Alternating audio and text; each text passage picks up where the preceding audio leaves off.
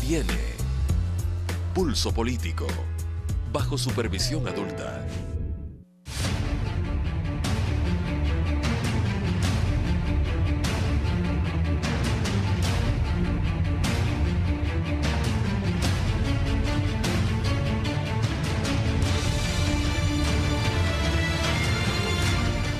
Muy buenas noches, amigos televidentes, esto es Pulso Político, soy Carlos Rabascal y el día de hoy vamos a tratar sobre la ciencia y tecnología. A propósito de las elecciones en el 2017, hemos querido averiguar cuáles son las propuestas de los presidenciables, de los candidatos a la presidencia de la República en relación a la ciencia y tecnología, temas trascendentales, fundamentales, vitales para el desarrollo de un país. Para tratar este tema hemos invitado al doctor Fernando Cornejo, gerente técnico de la empresa Yashay EP Pública, al científico, genetista y médico César Pacimiño y a emprendedor e investigador Inti Kondo. Señores, muy buenas noches, bienvenidos. Pero están muy serios ustedes el día de hoy en esta noche. Hasta que nos entremos en calor. O sea, están muy almidonados, parece que la cámara los ha asustado. Hasta de ganar confianza. Hasta que tomar confianza. Bueno, quiero comenzar con esta introducción. Es decir, ¿existen propuestas sobre ciencia y tecnología de parte de los candidatos a la presidencia de la República? ¿O volvemos a lo mismo? Es un rubro que no le interesa a los candidatos y, por tanto, hay una miopía en relación a los pilares del desarrollo de un país. Fernando Cornejo. Muy buenas noches. Evidentemente, el área de la ciencia y tecnología también depende de decisiones políticas. Y básicamente, el hablar de una ciencia de libre acceso, de una economía del conocimiento, de que el país se desarrolle a través del conocimiento, no está en la mente de todos los candidatos. Si hablamos de los candidatos que siguen pues la vía de las líneas neoliberales, del retornar a un libre mercado, evidentemente las propuestas serán nulas o serán puramente demagógicas. Hemos escuchado, por ejemplo, el convertir a la UNASUR en un centro de emprendimiento, es decir, temas que van más hacia el impacto al gran público que hacia una propuesta consecuente y consistente con respecto al desarrollo de ciencia y tecnología.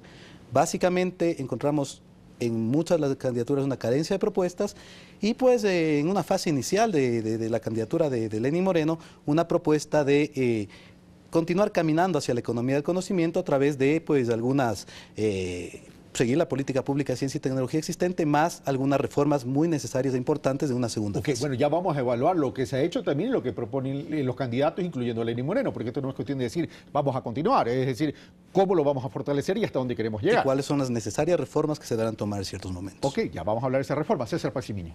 Gracias, igual buenas noches. Efectivamente, cuando uno revisa los planteamientos sobre ciencia y tecnología en los planes de gobierno que se ha presentado con las candidaturas, tú ves que hay se topa tangencialmente el tema de ciencia y tecnología. Es decir, se le menciona en algunos de los programas, se lo menciona, sí, vamos a apoyar la ciencia, o sea, se va a apoyar la investigación, exactamente. Pero no hay un camino claro de cómo voy a hacer el tema de apoyar la investigación, partiendo además de que tenemos una problemática real en el Ecuador, que somos un país de economía más bien débil en relación a ciencia y tecnología, tenemos una poca inversión en relación a muchos otros países, creo que llegamos al 0,44% del Producto Interno Bruto, y eso refleja que tenemos una problemática real. La producción de ciencia y tecnología en el Ecuador, si bien desde el 2006 acá se ha quintuplicado, pero todavía seguimos representando el 0,03%. Estamos en niveles todavía marginales. Exacto, entonces cuando tú ves el ranking de países en relación a la producción científica, todavía estamos por la mitad de todos los países. Entonces sí tiene que haber una política de desarrollo científico, más aún cuando dices quiero cambiar el país, quiero mejorar el país. ¿Cómo voy a mejorarlo? ¿Qué voy a hacer con el tema agrícola, el tema tecnológico mismo, el tema de salud, el tema de las propias investigaciones que interesen al país? Entonces sí creo que yo veo los programas y no encuentro en realidad algo en que aferrar. Gracias, César. Después vamos a abrir el naipe para seguir profundizando sobre este tema. Inti, buenas noches, bienvenido. Himalaya Tucuita, saludos con todos. Muchas gracias por la invitación. Yo creo que uno de los aspectos que se ha relegado en la política ecuatoriana es el conocimiento, el saber científico, que a pesar de ser un elemento que está inserto en todos los aspectos de la vida, probablemente no ha sido tomado como un elemento catalizador que permita a los políticos comunicar eficientemente a la población cuánto trabajo ellos van a hacer como políticos para poder mejorar la ciencia y la academia en el país. Yo creo que una de las consideraciones primarias que necesitan ser atendidas en estas campañas previas, por supuesto, a este tipo de ambiente político, creo que es mencionar qué tipo de mejoras se van a realizar, porque nosotros, como lo manifestó nuestro amigo, estamos relegados definitivamente en la producción científica, en la producción tecnológica, a pesar de que todos estos conocimientos son necesarios para impulsar el progreso del país.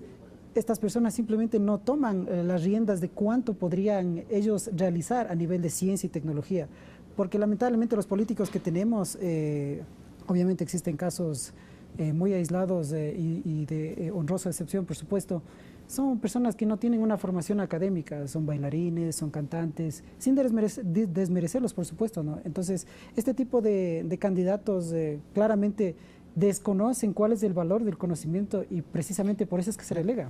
Solamente para aclarar, ¿tú crees que solo sea cuestiones de los candidatos? ¿O es la sociedad en general que no comprende la dimensión de la ciencia y tecnología como pilares del desarrollo? Es decir, ¿no nos ha faltado convocar, involucrar y empoderarnos en el tema? Yo creo que existe una responsabilidad compartida, tanto de los candidatos en términos políticos como de la población, por saber seleccionar adecuadamente quiénes son los perfiles que responden a las necesidades inmediatas y futuras en términos de conocimiento y tecnología. Probablemente no tenemos nosotros un ejército de científicos que representen una cuota política para que los políticos de alguna manera puedan entender como que, wow, en este momento necesitamos de esos votos, pero no tenemos. Voy a recoger esta última parte y voy al representante, al gerente técnico de Yashay EP, pero si bien de pronto los candidatos, los políticos no sintonizan con este tema y no han sabido empoderar a la ciudadanía y la ciudadanía tampoco comprende la dimensión de este tema, ¿pero qué pasa con la academia? Pues la academia pudo haber llevado un liderazgo en este sentido y haber presionado. Se ha hecho algo, como dice César Pancimiño, pero los niveles todavía son tremendamente marginales y no podríamos decir entonces que estamos en un proceso consolidado.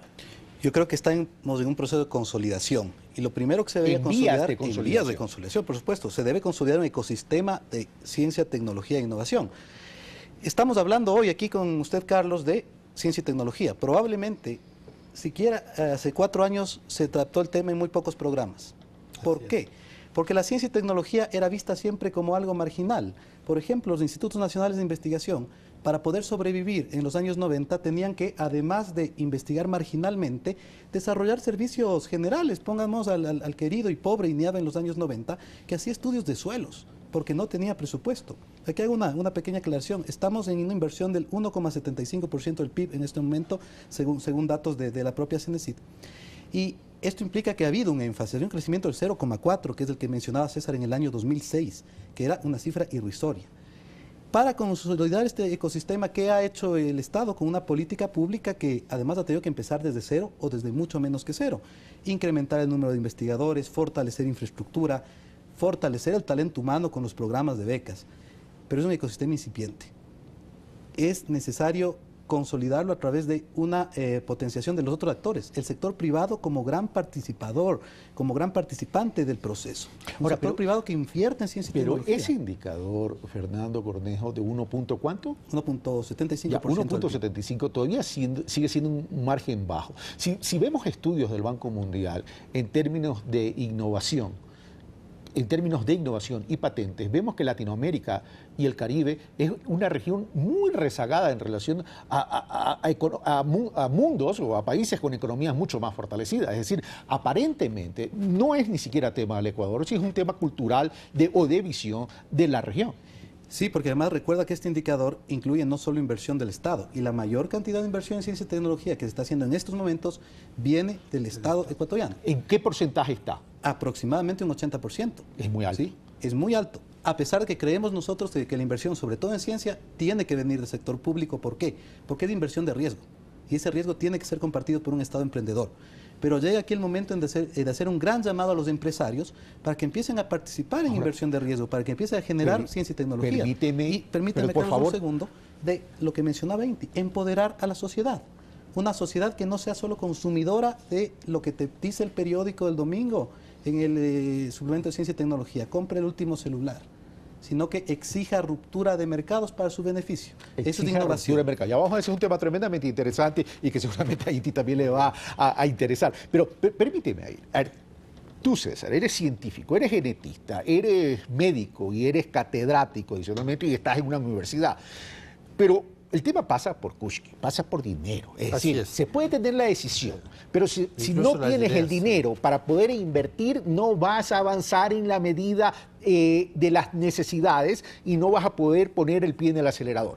Ahora bien, el 80% de inversión pública no se engancha ni la academia, ni las universidades, ni el sector privado. No nos está faltando de pronto una visión de articulación y de incentivos para que el sector privado, real, nacional o extranjero, realmente incentive la investigación. Bueno, se ha hecho intentos de que el sector privado, si nos referimos al tema universitario, por ejemplo, hay una disposición de que tienes que invertir el 6% en investigación. La pregunta es siempre al revés. ¿Quién invierte el 6% en investigación en universidades? Y peor si son privadas. Entonces, eso tiene que ser una cuestión de que exista una política clara y un compromiso social para la inversión en ciencia. Entonces, la ciencia es verdad que siempre está relegada, el científico es un señor ahí perdido en alguna parte. Según el último registro, somos 11.000 investigadores inscritos en el Ecuador, es decir, no somos una masa de votantes importante. Entonces, yo pienso que eso es clave. ¿Y por qué no se le toma a la ciencia y tecnología como más serio en las sociedades? Porque siempre nos han vendido que la ciencia está por un lado y la gente está por el otro lado. En cambio, la gente es la que consume la ciencia. La ciencia debe estar al servicio de la gente. Y exactamente, claro. Y las personas están involucradas en todo lo que es ciencia. Ok, permíteme antes de ir donde Inti, perdón, y con tu licencia, Inti, solo una aclaración. Dice, ¿quién va a invertir el 6% de una universidad? Según el refiriéndonos a las privadas, datos de la misma CENESID, como la Ley Orgánica de Educación Superior manda que se invierta el 6% de fondos propios en investigación, ahora está en el 9,5%, lo cual es interesante. Es decir, las universidades dicen, voy a invertir en educación superior porque además hay todo un proceso regulatorio y de acreditación que te dice, si no inviertes, no te acredito. Sin embargo, ahí también está el tema de cómo el universitario como estudiante se involucra en el proceso de investigación, como no solo es un grupo pequeño de profesores que nos pasa, hemos vivido eso con César, es el que se dedica a investigar y el resto todavía a repetir conocimientos. Sí, lo que pasa es que también hay una cuestión complicada que es cómo justifico la inversión en investigación. O sea, la ley es clarísima que dice que debe ser en la investigación, en el proyecto, digamos así. Pero muchas instituciones han metido en el mismo 6% sueldos, instalaciones, gastos de luz, etcétera. Entonces, hay un engaño a la comunidad que distorsiona el indicador. Exactamente. Y luego, bueno, hay una serie de cosas alrededor que distorsionan en realidad el tema científico. Gracias, César Bemillo. Después te doy la palabra para que replique, porque tengo que incorporar a Inti también, que está en la mesa. No, está bien. Capaz que estamos de acuerdo. Bueno, vamos, Inti. A ver, tú eres emprendedor, tú estás desde la iniciativa básicamente privada, llamemos así, y llegar a financiar todos estos temas de investigación son tremendamente complicados, porque las instituciones financieras, públicas o privadas, no es que estén apoyando, no es que tengan una hemorragia de emoción para apoyar estos procesos. Por supuesto, tienes muchísima razón. Yo creo que la gran parte de investigadores y de emprendedores ecuatorianos lo hacen a pulso propio. ¿Qué quiero decir con esto?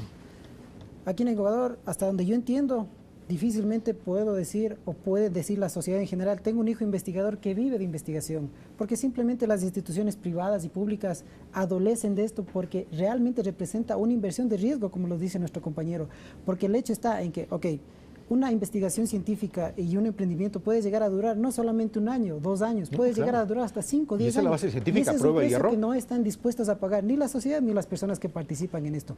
En este sentido, ¿qué es lo que tiene que hacer el emprendedor y el investigador? Ok, bueno, tengo que trabajar como albañil para comprarme una tarjeta tipo Arduino, o para comprarme un conjunto de relés, o para poder pagar un profesional que me venga y me ayude, entre comillas, porque tengo que pagarle, porque al final nada es gratis, eso está bien también.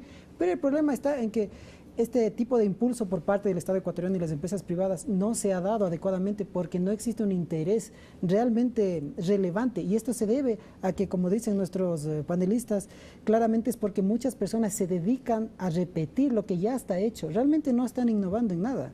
Entonces, ¿de qué sirve volver a repetir un teléfono como este que tenemos aquí? No sirve para nada porque ya está hecho. Está muy bonito que podamos crear, digamos, un entorno adecuado para generar este tipo de tecnología, pero en sí mismo no tiene una valía suficiente como para poder destacar respecto de otras investigaciones. Tu comentario me sirve para hacer una pregunta, entonces, aquí lo que tenemos que establecer es, partimos, hay que investigar, hay que desarrollar ciencia y tecnología, hay que buscar los financiamientos y buscar los mejores mecanismos para fondear la investigación, la ciencia y tecnología. Pero eso me lleva a otra pregunta a propósito del comentario de Inti. El Ecuador, ¿qué debe investigar? ¿Qué tipo de ciencia y tecnología debe desarrollar? Esa es una pregunta que además no es una pregunta del Ecuador, es una pregunta que tiene además de escuelas de discusión en el mundo. Hay una gran escuela que dice: investigue usted libremente, lo que quiera el investigador y luego publique y ahí está el final. Creo que para el Ecuador eso sería una cosa sumamente peligrosa porque con recursos limitados tenemos la obligación de priorizar. Y esas prioridades que, bueno, se las ha venido trabajando y hay que irlas actualizando porque un tema dinámico tiene que llegar a ligarse al área productiva y ligarse a las prioridades productivas del Ecuador. O sea, atarse con el plan de desarrollo, dices. Completamente, con grandes necesidades. Y además aprovechando ventajas comparativas. Por ejemplo, sería una locura que Ecuador no investigue en biodiversidad y tenga un gran programa nacional de biodiversidad o la continuación de ese programa que de una u otra manera empezó, en ciencias de la salud, ligado a petroquímica. Y cuando te hablo de todas estas áreas, hay un tema fundamental.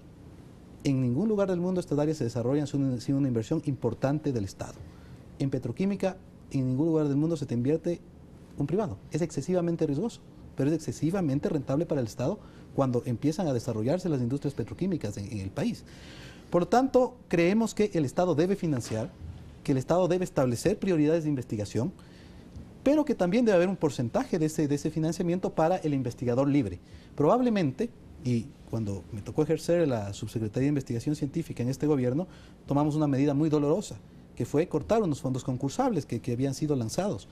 Y los cortamos porque no respondían a necesidades prioritarias del país. Y entramos a grandes programas de financiamiento. Las prioridades deben estar basadas en el plan de desarrollo, en las necesidades del país. Pero el tema pasa también porque ese plan de desarrollo, ¿quién lo elabora? ¿Es exclusiva autoría del Estado ecuatoriano a través del gobierno central o se requiere también el concurso privado desde el sector productivo y también la concurrencia de los científicos y los investigadores? Bueno, siempre que hemos hablado de políticas de investigación, hemos procurado y hemos pedido que se incluya a los investigadores. Y porque además los investigadores tienen una fortaleza que saben las debilidades del sistema en un país como este. Entonces, si es que tú no escuchas a los investigadores, cualquier política que hagas será simplemente en papel, porque la realidad de los investigadores es diferente. Entonces, tiene que haber una política estatal. Yo creo que debe haber un Estado fuerte que comande la investigación en relación a la necesidad del propio país. Tiene que identificar rapidísimo el tema de cuáles son los problemas de los países. Nosotros creo que en el Ecuador sí tenemos identificados los problemas, entonces lo que hay que hacer es ir hacia solucionar estos problemas a través de investigación. Los investigadores y los científicos han sido tomados en cuenta no solo para la elaboración del plan de desarrollo, sino para fortalecer este proceso que en teoría o en principio ya está desarrollándose o, como dice Fernando Cornejo, está en proceso de consolidación. Bueno, siempre se llama a los investigadores, a uno le llaman a pero otro. no estoy diciendo que los llamen, estoy diciendo que los hagan caso. Llaman a que opinen. Porque para la fotografía a todos nos pueden llamar. Eso yo creo que ha habido una debilidad en relación a la inclusión de grupos fuertes o de investigadores fuertes en el planteamiento de políticas, y eso sí se siente. Incluso la misma Academia de Ciencias del Ecuador pide que sea más participativa la toma de decisiones en problemas de las prioridades de investigación. Entonces, aunque hay una aproximación a los investigadores y muchas de las cuestiones que han surgido son por un poco pues el venir de la tradición en políticas de investigación, yo creo que tiene que tomarse en cuenta mucho más a los investigadores. Antes de darle la palabra que pueda contestar Fernando Cornejo, que no sé si se sienta aludido, en todo caso voy donde Inti. El mismo tema, es decir, las prioridades que investigar, es decir, ya están determinadas realmente, como dice Fernando Cornejo, y que también lo dice César Pacimiño, o debería haber un mejor análisis, una mayor participación de los distintos actores del desarrollo ecuatoriano. Yo creo que la participación de los distintos actores en el entorno académico, estatal, gubernamental y privado del Estado del Ecuador ciertamente adolece de un divorcio absoluto, porque no existe un diálogo directo con las personas que hacen este tipo de investigación, que hacen este tipo de emprendimientos. Y las personas que están al mando, por ponerlo dentro de estos términos, realmente terminan haciendo cosas que, si bien es cierto, responden a una necesidad coyuntural política, pero no responden a una necesidad latente, patente de la sociedad ecuatoriana. Por ejemplo, yo siempre pongo este ejemplo. Yo desarrollé hace algún tiempo atrás un traje especializado para personas ciegas. Eso no es rentable políticamente, porque el ciego no va a votar por los políticos. Entonces, bueno, invirtamos en una sopladora que genere un montón de energía para el país. Eso realmente es más importante. Pero las sopladoras no están hechas made in Ecuador. Quién sabe dónde habrán sido traídas. Entonces hay mucha tecnología que está siendo importada en el país para poder de alguna manera subsanar esta necesidad de insertar todo lo que de alguna manera necesita la sociedad ecuatoriana, y al investigador ecuatoriano se lo está relegando, a pesar de que tiene mucha capacidad. Yo no digo que en el Ecuador existan genios de primera línea, porque realmente estamos en un país empobrecido donde tenemos adolecimiento en términos de conocimiento, pero tenemos que utilizar esos pocos cerebros que tenemos para poder generar esos conocimientos, para poder generar ese ambiente adecuado. O provocar mecanismos de transferencia de conocimiento. Por supuesto, porque de lo contrario nosotros vamos a perder estos cerebros. Ahora sí, Fernando Cornejo, derecho a la réplica de todos aquí. No hay réplica ni alusión, al contrario, es un diálogo en el que tenemos muchos puntos de acuerdo. Nunca va a ser suficiente la participación, siempre se requiere más participación y más diálogo, y pues todos los candidatos deberán estar abiertos a eso. Y la elaboración del siguiente plan nacional... Se me hace que usted ha tenido un buen media training, ¿no? Probablemente. Y el buscar pues un nuevo plan nacional de desarrollo, que espero sigamos teniendo una planificación centralizada y no liberar todo pues a lo que diga el mercado, pues implicará mayor participación. Eso es fundamental. Ahora bien, también los datos son sumamente claros en cuanto a prioridades nacionales, y hay temas fundamentales, había que cambiar la matriz. Y en el segundo bloque vamos a hablar ejemplo de esas prioridades, y quiero que pongamos ejemplo, pero quiero una precisión, Fernando, sobre el tema de cuánto debería representar la ciencia, la innovación, innovación, ciencia y tecnología del Producto Interno Bruto, porque estamos hablando del 1 punto algo. 1.75, estábamos en el 0.4, el promedio de América Latina es del 1.3% y debíamos llegar al 2.4% aproximadamente. Creo que esta cifra con respecto al PIB está bastante bien calculada. Está en el 3.4, 3.6. A nivel de Europa, sí. A nivel de Europa. Y el tema de las universidades que decía César, en realidad sí hay que depurar la matriz mediante la cual se está calculando ese 9,5%, porque si hablamos que el FOPEDEU, por el Fondo de Universidades, de $1.200.000, se habrían invertido 120 millones de investigación en las universidades y deberíamos tener resultados, digamos, más firmes. Pero también ahí está, insisto, empodérese el docente investigador. Las universidades no son solo las autoridades, bueno, pero ahí tienes así como el Estado no también, es solo del investigador universitario, que es una serie de regulaciones que sí son culpa de la propia organización del sistema, en que te obligan a dar más horas de clase, que te obligan a llenar formularios, etcétera, y no estás investigando. Y ese sí es una debilidad que se ve y sientes en el tema universitario. Entonces, si es que las universidades son el semillero de investigación, tienes que también facilitar, y la ley debe proteger, vuelvo al tema de los candidatos deben proteger el desarrollo científico investigativo, protegiendo a los investigadores. Y ahí voy a también que lo que comentó Carlos, Inti. dame un segundo. Y por protegiendo la regulación. Exactamente. ¿Por qué? Ya. Porque cuando hablamos de, por ejemplo, eliminar la CENESID y los otros dos consejos de Estado reguladores, volvemos al profesor Taxi. Esa era la profesora a tiempo completo cuando fue mi profesor en la Católica. Cuando yo regresé al Sin país de mi mencionar las posgrado, edades, por favor. cuando yo regresé a mi país de mi posgrado, yo era profesor Taxi, pues daba en una universidad privada, daba en otra para completar el tiempo completo. Todos el hemos sido tiempo. profesor Taxi. Ahora, la Ley Orgánica de Educación Superior sí te ha subido las remuneraciones y hay que perfeccionarla en el sentido Hay de que proteger, dar más claro, tiempo hay de que- investigación. Así es. Inti. Yo creo que las políticas del Estado y tanto de las universidades privadas deben apuntar ciertamente a proteger al investigador, porque si es que nosotros no generamos un ambiente adecuado para los investigadores, si le ponemos 8 horas a dar clases y después el resto de tiempo que investigues lo que puedas, es algo completamente irreal y eso es claramente porque se ha generado de una persona que no hace investigación. ¿Cómo nosotros podemos exigirle a un ser humano que dé más horas de las que ya no puede? Entonces, en este sentido, nosotros ciertamente tenemos que generar y abogar y exigir que el Estado ecuatoriano cumpla las políticas para poder proteger al investigador y producir medios en científicos. ese punto, ya que tú estás como el representante del sector público, ¿podría existir una, ya un minuto dice que me queda, podrían existir una, al primer bloque, por cierto, ¿podría existir una reforma en ese sentido? Mira, ¿Te comprometes a liderar una reforma en ese El Consejo de sentido? Educación Superior ya está estudiando las reformas del reglamento del escalafón docente, donde hay muchos temas que tratar. Creo que es fundamental que al que hace investigación pueda tener una dedicación exclusiva, si así lo requiere para investigación, Es que eso tiene que ser hecho. bajar tareas académicas. Sin embargo, hay que reconocer que ese reglamento escalafón docente dio la oportunidad de que por primera vez se en la mejoren historia del las país universidades, se claro, nombre totalmente. investigadores. Claro, pero ahora hay que corregir, todo es perfectible. Todo es perfectible, Es decir, toda norma es el perfectible. tema es que no reconocer un problema es agrandarlo. Por supuesto, y Ya. existe todavía. Hay otro problema para los médicos, por ejemplo. Exactamente. Los Eso es médicos gravísimo. que tenemos largos años de estudios, y no somos el equivalente a los especialistas del PhD, tenemos según reglamento equivalencia a maestría, pero en todos los países del mundo tienen oportunidad de seguir hasta ser los profesores principales. Y es algo que se tiene que trabajar y bueno, Y aquí no. estamos, estamos trabajándolo, ya te voy a invitar en el Consejo de Educación Superior, porque esa reforma debe haber. Gracias. Bueno, con esto termino el primer bloque y regresamos para establecer cuáles son las prioridades que el Ecuador debe tener para la investigación, el desarrollo de la ciencia y tecnología. Pero a propósito de lo que dijo Inti Kondo, diciendo que los políticos no están en sintonía con lo que necesita el país y que también hay un desconocimiento, por acá, por favor, de parte de la sociedad ecuatoriana. También es, no solo, ¿qué pasa con la academia que no toma un liderazgo?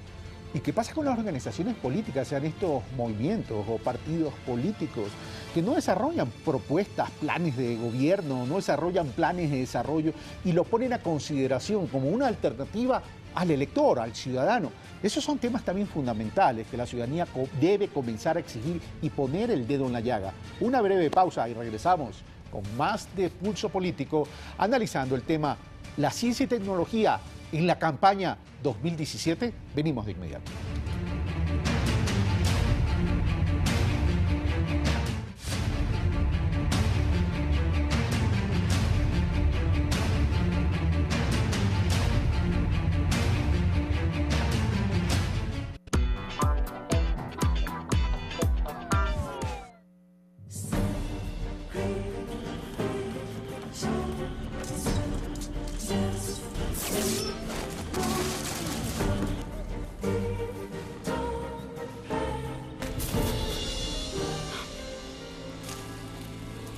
Mira nada más. ¿El par de tortolitos quiere morir juntos? La princesa y el general, de lunes a viernes, 18:30.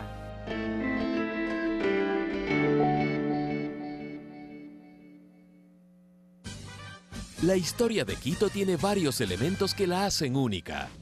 Su origen se remonta a los quitucaras, quienes le dieron su nombre. Después de la conquista inca, Huayna Cápac la convirtió en una de las ciudades más importantes del Tahuantinsuyo. Los españoles la fundaron oficialmente y desde entonces, Quito se convirtió en un emblema de arte, historia y cultura. Además, Quito es símbolo de libertad, al ser la precursora de la independencia del Ecuador y Latinoamérica. Por eso, este 6 de diciembre, celebra a la Carita de Dios, su legado y tradiciones, jugando con coches de madera, trompos y un campeonato de 40. Visitando la Ronda y el Panecillo, admirando el centro histórico y sus leyendas. Participa en los desfiles y comparsas, cantando a viva voz el Chuya quiteño. bailando en las chivas y disfrutando de un buen canelazo con un ¡Viva Quito! Es como que me impactó bastantísimo ese momento. Historias de vida, curiosidad y alegría en un mundo que no vemos. Apaguen las luces. Estreno, sábado 3 de diciembre, 21 horas.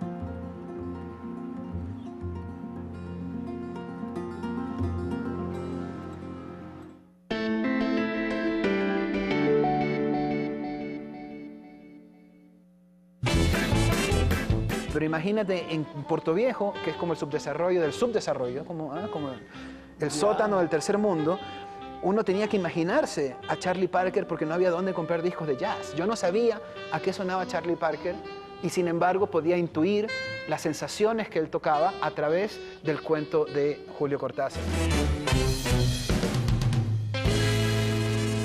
De Contrabando, todos los jueves, 22 horas.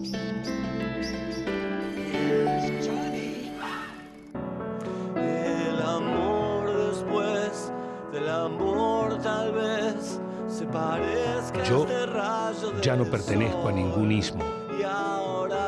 Me considero vivo y enterrado. En un café se vieron por casualidad. La cantidad de cosas que vas descubriendo, que vas aprendiendo, que vas teniendo que modificar. La cantidad de lenguaje que tenés que aprender para intentar comprender el verdadero lenguaje de la música. Fito Páez, hoy 23 horas 30, en Músicos y Cantores.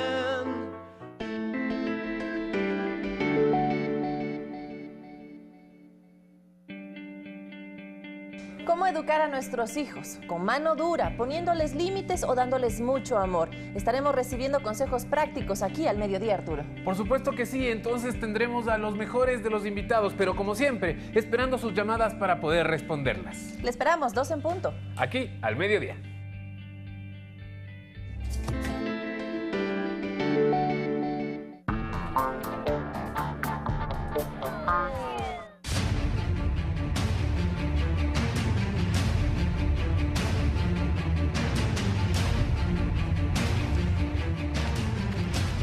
Continuamos con Pulso Político en este segundo bloque. Como les había indicado, vamos ahora a hablar sobre qué investigar, qué tipo de ciencia, qué tipo de tecnología. Sí, se tiene que estar sintonizado con el plan de desarrollo, con lo que el país necesita.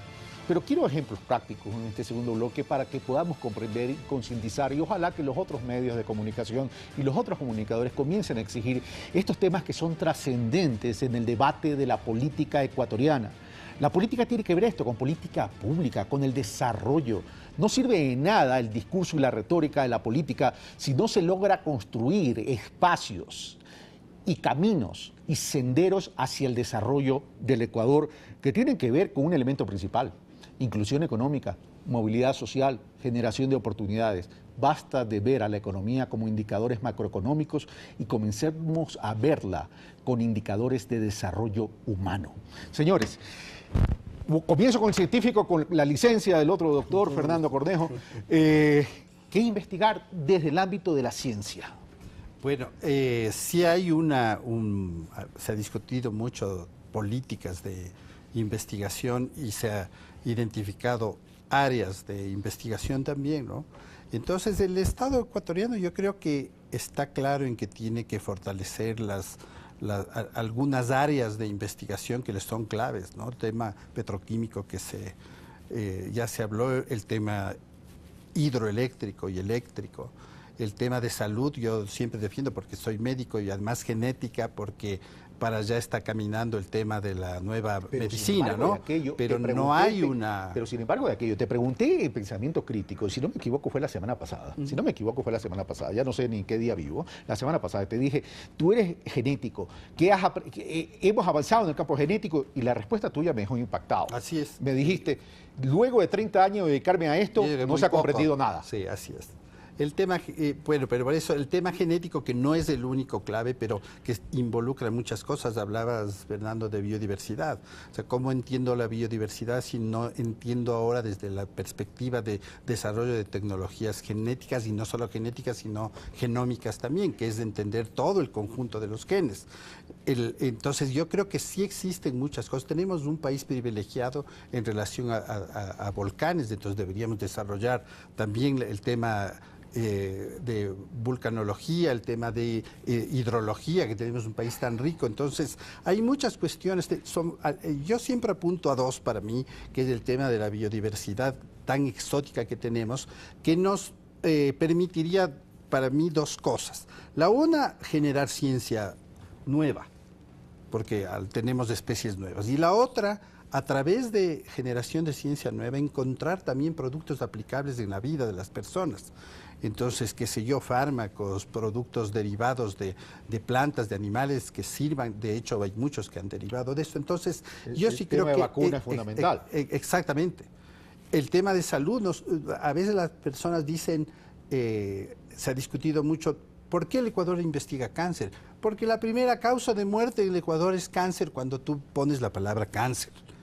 Entonces, claro, está 7 veces más alto que la primera realmente, estadísticamente hablando, que son los problemas cardiovasculares y diarreicos dependiendo de las edades. Pero el cáncer es la primera causa de muerte. Entonces, ¿por qué el Ecuador tiene que estudiar cáncer? Porque es la primera causa de muerte. Estamos hablando de salud pública. En salud pública. Entonces, mira, tenemos el problema de contaminación, que está generando la misma problemática, el problema de discapacidades que fue identificado. El 30% de discapacidades tienen algo que ver con el tema genético. Entonces, yo creo que el Ecuador en su transcurrir ya ha definido las necesidades por donde tiene que caminar. Entonces, yo creo que las políticas que deben plantear los presidenciables es, bueno, ¿qué voy a hacer en la práctica con estas cuestiones? Porque tú vuelvo otra vez a los programas de gobierno y todos, claro, es pura retórica, ¿no es cierto? Hay unos un poquito menos retóricos que otros, pero al final caen en decir la investigación es importante, la ciencia es importante y hay que apoyar. Y cuando tú ves los planes, ¿qué apoyas? Apoyas la agricultura, claro, todos coinciden que hay que apoyar la agricultura. Todos coinciden que hay que proteger el ambiente. Hay unos más radicales que otros, dicen que hay que cumplir el Acuerdo de París. Los otros dicen que hay que cuidar el ambiente. Pero ¿cómo haces esto, no es cierto? En ningún plan, porque si estamos hablando que la gente tiene que identificarse con un candidato, debería también preocuparles, bueno, ¿qué dice el plan de gobierno? No solo lo que dice en el público, sino, a ver, ¿qué pone usted para el desarrollo científico, por ejemplo? Entonces, yo creo que ahí las personas podrían identificar quién plantea algo nuevo o quién quiere destruir lo caminado, porque ese sí es otra cosa preocupante. O sea, si alguien, después de que hemos visto que un país ha tenido una transformación interesante, que tú digas que nada vale, a mí me parece científicamente incorrecto, porque los científicos somos objetivos, tenemos que evaluar datos, tenemos que ver lo que está ocurriendo. Entonces nadie puede decir no ha pasado nada porque es mentira. O sea, científicamente es mentira. Se puede avanzar más aceleradamente, mejor o perfeccionar, es otra cosa. Tenemos que identificar dónde tenemos debilidades. Pero en ese sentido, Fernando Cornejo, también no puede ser un horizonte abierto, en el sentido es, a ver, vamos a hacer investigaciones, perfecto, pero ¿qué resultados han habido? ¿Cómo podemos tangibilizar el proceso? Yo sé que estos procesos son de muy largo plazo, pero deberíamos establecer en un timeline determinados resultados para poder mostrar y para poder saber si estamos yendo en dirección correcta. Precisamente, la definición de políticas, por eso deben ligarse a un plan nacional de desarrollo que tienen un tiempo de duración, tienen indicadores y tienen metas para identificarse. En la construcción de este plan de desarrollo, del que estamos culminando el año 2017, hay metas claras. Número de profesores, número de investigadores, número de becarios formados, es decir, la consolidación de este ecosistema de investigación e innovación del que he hablado. Y la segunda fase, identificadas y coincidiendo casi al 100% con César, salvo que ahí le pone mucho énfasis en la genética, pero siempre nos pasa. No, yo le pondría en la neurociencia por mi formación. Pero identificadas estas áreas, tenemos que saber claramente cuáles son los proyectos que vamos a desarrollar a corto tiempo Y además los resultados que no solo se identifican en publicaciones, sino también en cómo estoy transfiriendo la tecnología al ciudadano, para que identifique que la ciencia es parte de su vida. Hablemos de la identificación en el corto plazo, porque si ya estamos en un proceso deberíamos tenerlo identificados. El identificador es cuántos productos y cuántas tecnologías han sido transferidas del ciudadano. Y eso sí está claramente identificado en los proyectos que ha financiado la CENESID, por ejemplo. Hablemos de ciencia básica, como el gran proyecto Arca de Noé que financió la CENESID, en donde en un trabajo con una universidad cofinanciada y con 2 públicas, se descubrieron aproximadamente 200 especies nuevas alrededor de los parques nacionales ecuatorianos. De 2.600 que se calcula. Y eso es súper importante. ¿Por qué? Porque a partir de eso viene el siguiente proceso, prospección. Es decir, a ver, estas especies de animales o de plantas me pueden dar algún beneficio para sacar fármacos que, si fueron financiados por el Estado, probablemente tengan que tener código abierto o no ser patentados, al menos para el sector público. Ahí están los indicadores a partir de las áreas prioritarias identificadas. Y te puedo dar algunos otros ejemplos. El Instituto Nacional de Energías Renovables, INER, recién creadito hace poco en este gobierno, tuvo ya la primera barcaza con energía solar, que es un prototipo que se desarrolla en Galápagos y que deberá ser explorada. El mismo sector de la defensa, con drones hechos acá por ecuatorianos en Ambato. Es decir, hay una infinidad de proyectos que están dando ya resultados y que es momento de que sean transferidos. Hablemos del INIAP en este tour que nos has hecho sobre los distintos procesos y proyectos. El INIAP es un instituto muy antiguo y que ha tenido tantos problemas como vida tiene. Sin embargo, creo que ha pasado de un proceso que era tan solo hacer unos días de campo en donde inventaba una semillita y transfería sin seguimiento de resultados a lo que es mucho más importante, a tener científicos. El INIAP en el 2011, cuando se hizo la primera evaluación, tenía 4 PhDs. Ahora tiene pues aproximadamente 40 PhDs. Ya es un incremento significativo en poco tiempo. Y adicional a ello tiene esta transferencia tecnológica que ya es real, que ya tiene seguimiento y que aún falta. Hay que investigar, por ejemplo, en transgénicos. A pesar de que a César y a mí en este caso ya vamos a hablar. Sí, vayan a quemar vivos tengo registrado en la agenda temática el tema transgénico. Inti. Bueno, yo creo que una de las características principales en las que las políticas públicas y privadas deberían centrarse es ciertamente en reforzar al especialista, en reforzar al investigador, en apoyar constantemente las investigaciones que se vienen dando en diversas maneras, porque los doctores acá se centran en genética, acá en medicina. Mi fuerte es la tecnología, entonces si es que nosotros no sincronizamos, si nosotros no ponemos énfasis en hacer un diálogo de alguna manera multifuncional, multiprofesional, difícilmente vamos a poder llegar a una solución conjunta. ¿Y tú sientes que la tecnología está excluida dentro de esta visión?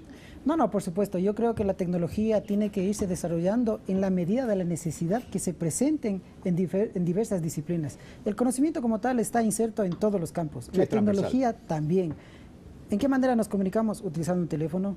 ¿Qué estamos utilizando ahorita para este programa? Cámaras que han sido desarrolladas por ingenieros, sistemas ópticos, sistemas de iluminación. Entonces, yo creo que a medida que la necesidad de la población ecuatoriana crezca, también las diversas áreas que pueden ser insertadas aportarán contundentemente a la creación de un nuevo sistema. Pero tú sientes que la tecnología está siendo incentivada, o el desarrollo de la tecnología, mejor dicho, en cuanto a investigación, está siendo incentivado a lo que el país necesita. Tú me decías, ¿para qué vamos a desarrollar tecnología si esto ya está? Es decir, pero de pronto en el sector agropecuario, donde vamos a tener una incidencia de desarrollo y una incidencia de soberanía alimentaria, en ese sentido, ¿hay un horizonte, hay un norte? Yo creo que la tecnología debe ser inserta en diferentes campos y dosificada y adecuada a las necesidades de estos campos, porque nosotros no podemos en este momento graduar 100 científicos de conocimientos nucleares, porque no tenemos una planta nuclear. ¿Para qué lo vamos a hacer?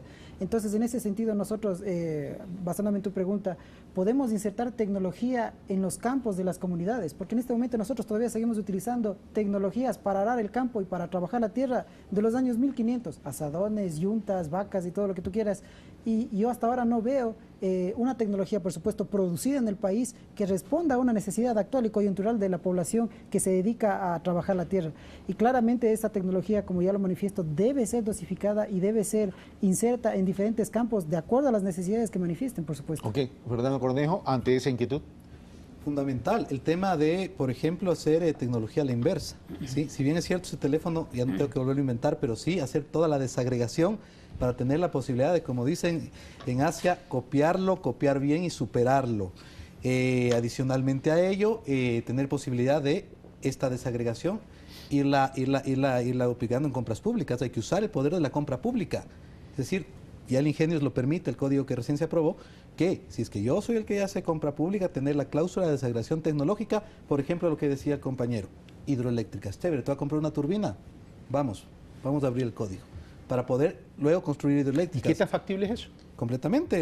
A ver, y creo que el Código de Ingenio es un Porque ahí funciona el abuso del poder del mercado internacional. El poderoso no le interesa transferir, lo que le interesa es ejecutar el contrato. Por supuesto, pero cuando la norma nacional es fuerte, la norma te lo permite, y revisando el Código de Ingenios, ya hay un buen punto para hacer esta desagregación, y ahí empezar a formar los profesionales que necesitamos acá. Ahora, tú mencionaste algo que para mí también es tremendamente importante, que dijiste la ruptura de los mercados. ¿Cómo lograrlo? Porque a veces los propios mercados y en esa posición de poder establecen determinadas barreras de acceso a los pequeños y a los medianos en términos de desarrollo de tecnología, por ejemplo. El concepto de innovación es eso, romper un mercado a través de la obsolescencia de la tecnología anterior. Pero esa obsolescencia no es esa obsolescencia programada que tienes con tu teléfono, que no voy a decir la marca, sino que es la obsolescencia que le doy porque la sociedad necesita esta nueva tecnología que es más adecuada y para sus necesidades. El beneficio del colectivo está por encima de los intereses económicos. Pero eso suena bonito en el discurso, pero en la realidad, por ejemplo, los laboratorios farmacéuticos internacionales establecen unas patentes que, caramba, curarse de una enfermedad es casi imposible. Normativa nacional ya lo permite y hay que usarla y hay que aplicarla más. Licencias obligatorias. Tenemos un decreto desde el año 2009 y se han emitido unas cuantas licencias obligatorias en fármacos que son estratégicos para el país. Pero estamos hablando de ciencia, tecnología, previamente la investigación, pero, caramba, Latinoamérica y el Caribe y la región, ¿por qué no puede hablar de verdadera integración, generar economía de escala y apuntalar esto en beneficio de toda una región? Y nos pasamos hablando y repitiendo los discursos de Simón Bolívar en vez de entender el contenido y el espíritu del discurso de Simón Bolívar. Así es. El tema es que cuando tú hablas de mercado y de las soluciones científico-tecnológicas surgidas desde los mercados chiquitos como los nuestros, entonces te enfrentas a monstruos, ¿no? Y tienes que tener una posición ideológica. Yo eso sí reclamo de los candidatos, tienen que tener una posición ideológica en relación a la ciencia y tecnología. El rato que estamos en un mundo globalizado, tenemos que tener unas políticas claras de qué queremos de la ciencia y tecnología nacional y de la región. A mí me parece que América Latina tiene un papel primordial en fortalecer los convenios para su desarrollo científico, tecnológico, etcétera. Y eso es lo que se debilita, incluso se debilita por políticas internacionales. A nadie le interesa que América Latina sea fuerte.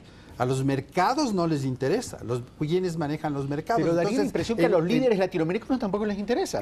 Porque si uno se pone a revisar la cantidad de dinero en Latinoamérica que está en Estados Unidos o en Europa, caramba, uno dice, bueno, ¿aquí qué pasó? ¿Dónde estamos viviendo? ¿Cuál es la visión de integración? Claro, te quejas mucho, pero sacas capitales. Entonces yo pienso que sí tiene que haber una cuestión ideológica que defina los candidatos que no la hay. Y no solo exactamente, y no solo el tema ciencia y tecnología, sino en la definición de por dónde va a caminar el país. Tú querías acotar algo. Esa posición de liderazgo en la región es fundamental. El caso de Argentina es patético. De los miles de científicos que repatrió Cristina Kirchner y Néstor Kirchner, están nuevamente emigrando hacia Europa por las políticas de recorte en ciencia y tecnología de Macri, en donde además mantiene el ministro de Ciencia y Tecnología pues de una manera demagógica, pero le recorta el presupuesto. Lo mismo en Brasil. Y una aclaración al público. Por si acaso, aquí no se trata de criticar una ideología del señor Macri, se está citando un hecho real. Los científicos están migrando de nuevo. Es que es un hecho real. Desde tu posición ideológica, hace ciencia, porque la ciencia no es neutra. España y desde tu posición lo mismo, México le pasa lo mismo. Y desde tu posición ideológica haces política de ciencia y tecnología. Pero voy al ciudadano investigador y emprendedor. ¿Te sientes frustrado de que la región no apuntala este proceso para adquirir una fortaleza, esa economía de escala para poder incentivar la investigación? Porque más o menos todos los países de la región necesitamos los mismos, más aún los andinos. Por supuesto, yo creo que cada gobierno tiene políticas propias para poder impulsar sus propios estamentos de conocimiento, y claramente estas diferencias que existen entre los países difícilmente van a converger en un fin común. Entonces, el hecho está en que también a esto debemos añadir la inestabilidad política que tenemos. En algún momento vamos a seleccionar a un presidente socialista, después otro que se pase de capitalista, otro imperialista. Entonces, existe... Y no hay continuidad. Por supuesto, no existe una política de Estado definida a nivel regional para decir, ok, vamos a dedicarnos solamente a desarrollar ciencia y tecnología o solo a formar científicos médicos. No existe. Entonces, el hecho está en que hace falta un liderazgo para poder de alguna manera seguir estos pasos y poder generar este tipo de conocimientos alineados a un solo punto. Yo quiero plantearles aquí dos rubros. El uno, el campo de la medicina. Podemos generar en la región medicamentos. Aquí se ensayó con Infarma, fracasó rotundamente. Me da la impresión que incluso hasta por mala gestión y no tanto visión sino gestión, pero bueno, eso es harina de otro costal. Fabricar medicamentos. Como región, no estoy hablando como un país que evidentemente somos chiquitos en relación a toda la región y peor al mundo, por un lado. Y por otro lado, en el tema de la tecnología orientada al sector agropecuario, considerando que todos los estudios nos dicen que de aquí al 2050 vamos a tener problemas en términos de producción de alimentos y problemas en recursos hídricos. En el campo de la medicina, de los medicamentos, César Pacimiño y Fernando Cornejo. Pienso que nosotros tenemos una capacidad enorme de generar productos químicos que luego pueden ser derivados hacia fármacos, ¿no es cierto? Vuelvo al tema de la diversidad que tenemos. Muchos de los fármacos surgen de principios activos de plantas y animales. Entonces, yo creo que hay suficiente evidencia de que podríamos ser un buen proveedor de medicamentos si hacemos una buena investigación de esos productos. Entonces tenemos un producto que se sacó de una ranita que es 200 veces más fuerte que la morfina. Entonces eso significa que sí tenemos esa opción. Para decir otra cosa, el hongo este que come plástico también. Entonces tenemos muchos recursos que podemos hacer para obtener fármacos de consumo internacional. El problema es que tenemos que tener una política clara estamos metidos en un mundo de patentes y ese creo yo que es una cuestión tremendamente difícil de manejar. Tenemos esta patente, la ley de patentes, que para mí en algunas cosas es contradictoria porque no nos permite la patente de uso doble, creo que se llama, ¿no es cierto? Que si un producto me sirve para una cosa, lo patento para eso y no puedo patentar para otra. Yo, como ecuatoriano, pero la farmacéutica sí puede hacerlo. Entonces, hay unas cuestiones, claro, que hay una serie de cuestiones que no se han discutido en el seno de los investigadores. A mí me parece que hay leyes que todavía tenemos que implementar para facilitar justamente la producción, la investigación propia. Vale, transgénico, voy directa al grano, transgénico, ya que tú mismo lo pusiste en la mesa. Es que lo hemos hablado muchas veces y aquí vamos a tener una coincidencia muy especial con César. ¿Qué pasa? La Constitución es clara con respecto a la liberación del transgénico al campo, pero la investigación del transgénico es una responsabilidad del Estado. ¿Por qué motivo?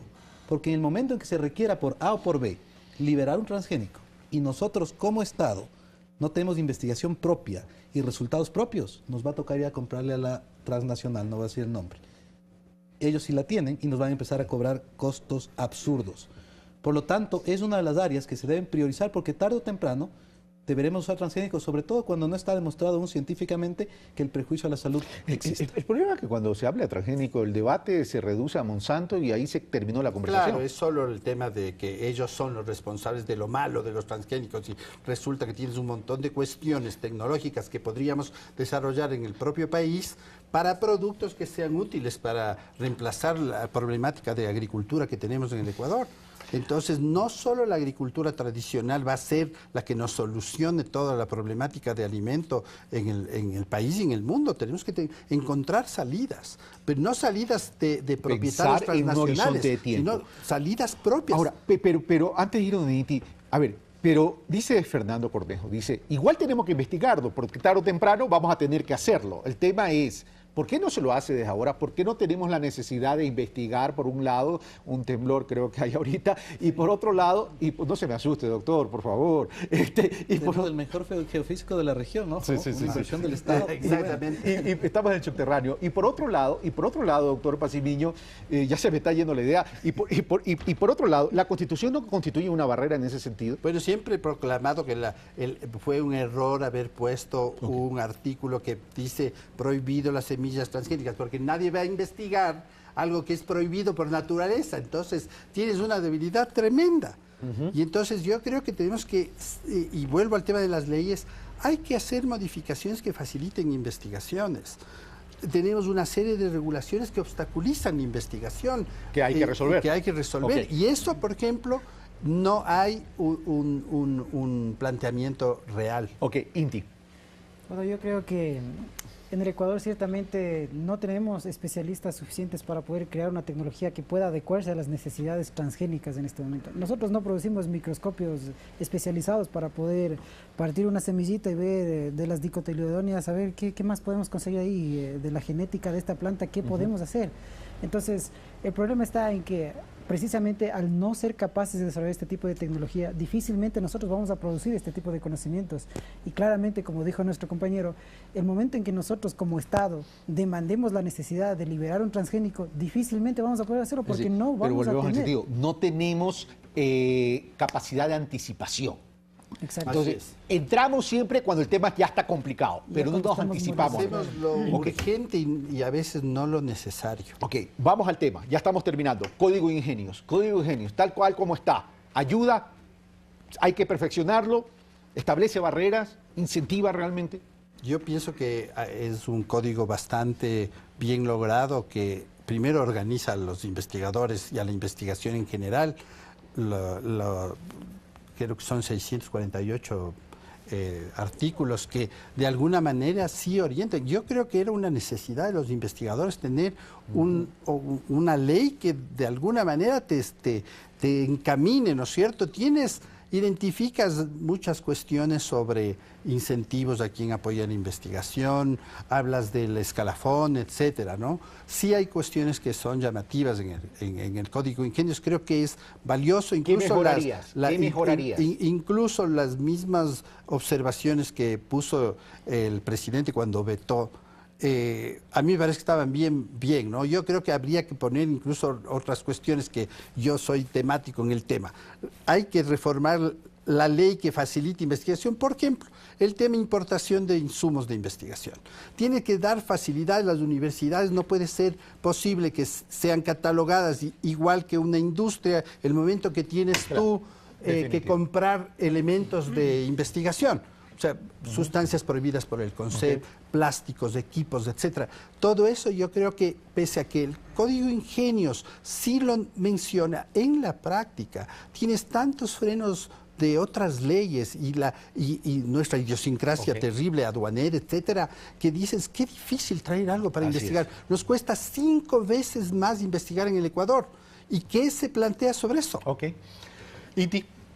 Bueno, yo creo que el Código de Ingenios ha tenido sus logros, más de 1 millón de visitas, más de 500 ediciones en líneas por diferentes actores, por supuesto, en términos de investigación.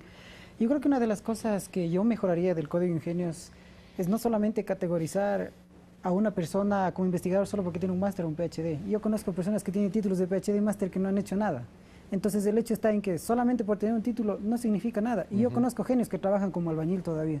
Entonces yo creo que esa parte debería mejorar en el Código de Ingenios para poder insertar más adecuadamente y más especializado al investigador ecuatoriano. Gracias, Inti. Fernando. Bueno, es una norma completamente nueva, el presidente acaba de sacar el veto, estamos trabajando en los reglamentos, en este caso pues nos ha pedido a la CENESID que colaboremos en este tema, vamos a trabajar muchísimo en lo que menciona César, que es la facilidad en temas de sustancias que vienen del exterior, exoneraciones de impuestos, generación de un catálogo por parte del CERCOP para las compras públicas de insumos materiales y fungibles que son de uso diario. Y pues posteriormente con un sistema más consolidado habrá que hablar de más incentivos. Evaluémoslo cómo va, creo que va a dar muchos resultados. El tema no es vamos, el tema es cuándo vamos. Cuando vamos desde hoy, pues estamos trabajando desde la normativa y el llamado es a que el Ecuador medite su voto y no volvamos al neoliberalismo, que básicamente bajará el 0,4 del PIB. Yo quisiera hacer solo por favor. una más pregunta, ¿no? Yo veo que en el programa de los candidatos, varios, los 4 creo que topan el tema del conocimiento ancestral. Y entonces, claro, a mí me preocupa el momento en que si es que eso lo vamos a tener como política de desarrollo, porque lo asocian al tema de desarrollo científico-tecnológico. ¿Cómo va a ser, por ejemplo, la toma del conocimiento ancestral? Yo trabajo con genética de etnias, ¿no es cierto? Entonces, a mí me interesa mucho este tema, pero sin los prejuicios que yo veo cuando quiero estudiar las etnias, ¿no? Entonces, hay una serie de cuestiones que podríamos hablar un montón de tiempo de estas cuestiones que yo no las veo plasmadas en ninguno de los programas de gobierno. ¿Algo que acotar en relación a lo que acaba de decir César Pancimiño? Sí, por supuesto. Yo creo que si nosotros no somos capaces de proteger los conocimientos milenarios que tienen nuestras comunidades, difícilmente vamos a poder avanzar como una nación en conjunto, porque nosotros tenemos que recordar que el país está constituido de afrodescendientes, indígenas, blancos, mestizos y todo lo que tú quieras. Si es que nosotros no podemos ser capaces de proteger esto adecuadamente, estos conocimientos que vienen heredados de generaciones, difícilmente nosotros vamos a poder decir que ese conocimiento pertenece al país, sino que va a venir una transnacional, ponerse las pilas con sus investigadores y quitarnos nuestros conocimientos. Tu conclusión, repito, 30 segundos. Reconocimiento del conocimiento ancestral, ¿de qué manera? Respetando derechos, el genio es muy claro en eso. Consultas de nuestras comunidades y adicionalmente a ello, pues, reconocimiento de sus derechos económicos. Fernando Cornejo, César Pancimiño, Inti Kondo, muchas gracias por estar con nosotros. Gracias. En un tema que a lo mejor ustedes no están habituados a escucharlo en un medio de comunicación, pero necesario, por cierto. No se puede hablar de desarrollo haciendo abstracción a la ciencia y a la tecnología. Y es una vergüenza que en esta campaña electoral, a propósito de Rumbo a Carondelet 2017, los candidatos sean timoratos a la hora de desarrollar una propuesta en estos rubros. O que incluso sean tan miopes que no lo consideren siquiera en sus propuestas. Como siempre, las conclusiones las sacan ustedes. Esto fue Pulso Político. Soy Carlos Rabascal. Los espero el día de mañana con más pensamiento crítico. Gracias.